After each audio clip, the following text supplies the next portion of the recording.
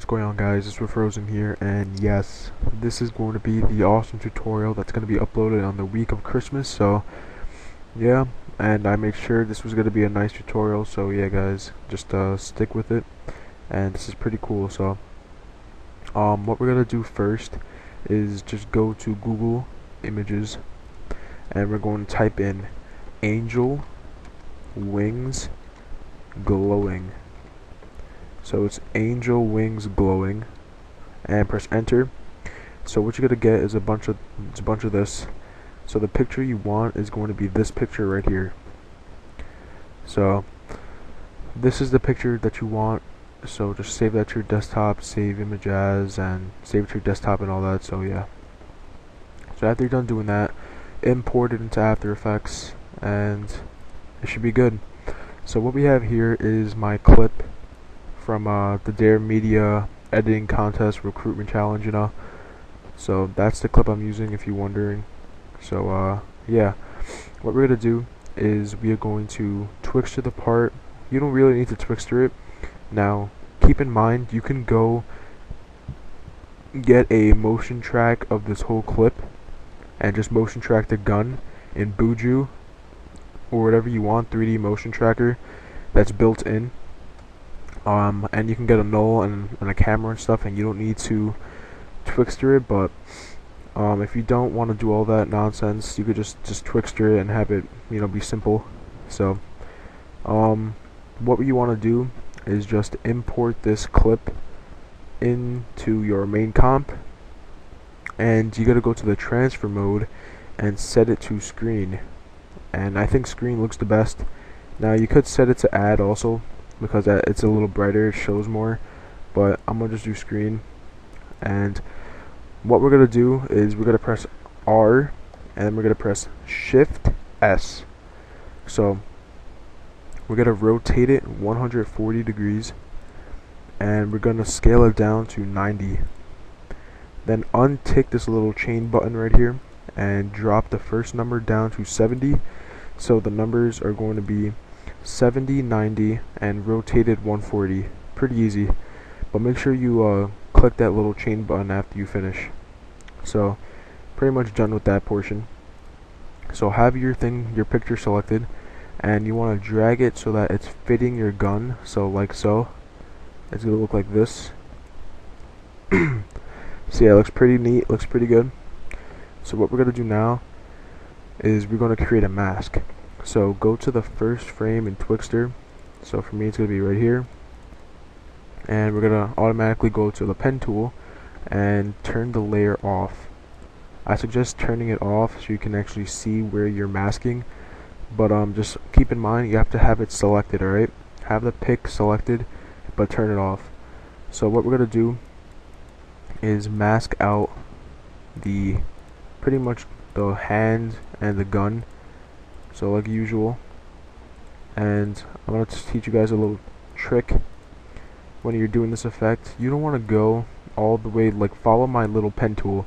You don't want to go following the whole barrel, because it's not going to look good.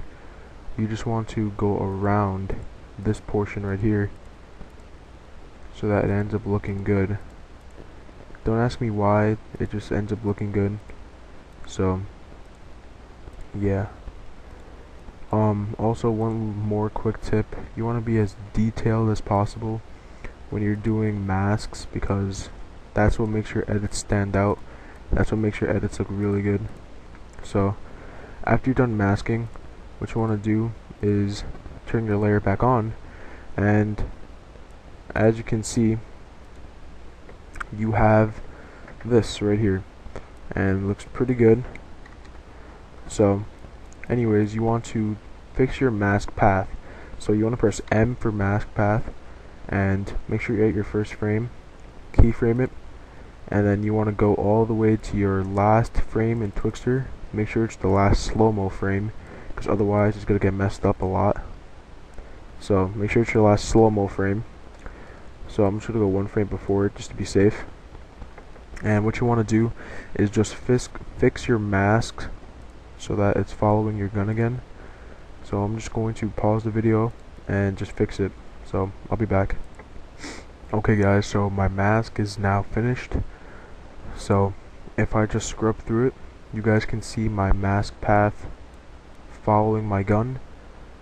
So it looks pretty good. And remember what I said, be as detailed as possible. So yeah. Now what you want to do is turn your layer back on so you can see it. So if you can just see it, it looks pretty, you know, just plain, doesn't really look that good. So what we're going to do is we're going to press F for feather and feather this 80 pixels so it looks like that, and it makes it look a lot better. So just feather 80 pixels, and it's still a still image, it doesn't really look good. So what you want to do is have your layer selected, go up to effect, distort, turbulent, displace. So this is what's going to make your effect look really nice.